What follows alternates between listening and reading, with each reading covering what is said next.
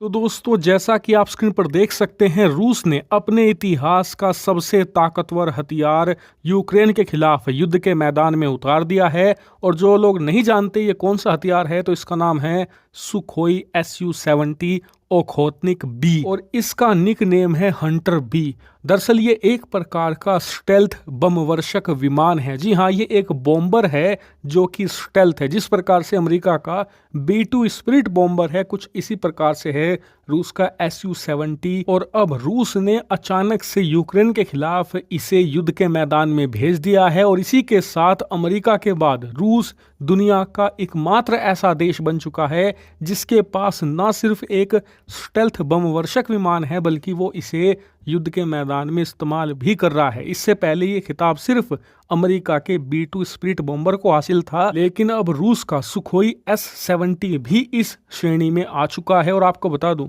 जितनी अच्छी खबर ये रूस के लिए है, उतनी ही अच्छी खबर ये भारत के लिए भी साबित हो सकती है। मैं ऐसा क्यों कह रहा हूं? इसके पीछे एक कारण है और उस कारण का नाम है चीन। दरअसल पूरी बात यह है कि चीन ने भारतीय सीमा के पास ऐसे बमवर्षक विमान तो तैनात कर दिए हैं जो कि नॉन स्टेल्थ हैं, लेकिन अब उसकी प्लानिंग है कि उसकी सेना में H-2 सीरीज के स्टेल्थ बम वर्षक विमान आने वाले हैं और उन्हें वो सबसे पहले भारतीय सीमा के पास तैनात करेगा। ऐसे में ये भारत के लिए एक बड़ी समस्या बनेगा, क्योंकि भारतीय वायुसेना के पास एक भी स्टेल्थ हथियार नहीं है जिससे कि वो चीन को टक्कर दे सके। और आपको बता दूं कि जितनी बड़ी समस्या आपके लिए एक स्टेल्थ लड़ाकू विमान होता है, उससे 10 गुना बड़ी समस्या एक स्टेल्थ बमवर्षक विमान होता है। ऐसा इसलिए क्योंकि जो एक स्टेल्थ लड़ाकू विमान होगा वो आपके ऊपर अगर स्ट्राइक करेगा भी तो मुश्किल से 4-5 मिसाइलें गिराकर वापस लौट जाएगा। लेकिन जो एक बमवर्षक विमान होता है, का काम ही होता है कि आपके ऊपर इतने बम बरसाए जाएं कि आपके देश में घास का एक तिनका भी ना बचे।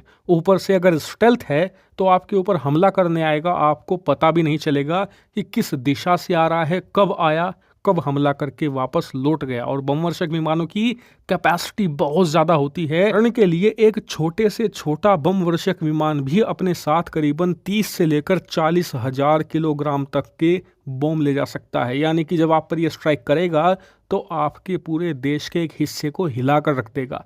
इसीलिए भारत के लिए जरूरी है कि हमारे पास बमवर्षक विमान हो, ताकि दुश्मन के मन में ये बात रहे कि अगर हमने भारत पर स्ट्राइक करी तो भारत के पास भी स्टेल्थ बमवर्षक विमान है, वो भी हम पर इतनी ही बड़ी कार्रवाई कर सकता है। लेकिन अभी तक भारतीय वायुसेना के पास कोई भी ऐसा ऑप्शन नहीं था। लेकिन सुखोई Su-70 के मैदान में उतरने से भारत के लिए रास्ता खुल गया है और इस बात की उम्मीद की जानी चाहिए कि भारत इसे अपनी वायुसेना के लिए एक्वायर करने की कोशिश जरूर करेगा। लेकिन इसी के साथ एक सवाल सबके मन में है, वो ये कि रूस अभी तक कोई भी स्टेल्थ टेक्नोलॉजी को 100% मास्टर नहीं कर पाया है। यानी कि इन्होंने जितने भी स्टेल्थ हथियार बनाने की कोशिश करी है, अभी तक वो 100% स्टेल्थ साबित नहीं हुए हैं। ऐसे में सवाल जरूर उठेगा कि क्या सुखोई Su-70 एक 100% स्टेल्थ बमवर्षक विमान है या नहीं। तो निश्चिंत रहिए, इस पर हम एक अलग वीडियो बनाने वाले हैं जिसमें डिटेल से इसके डिज़ाइन,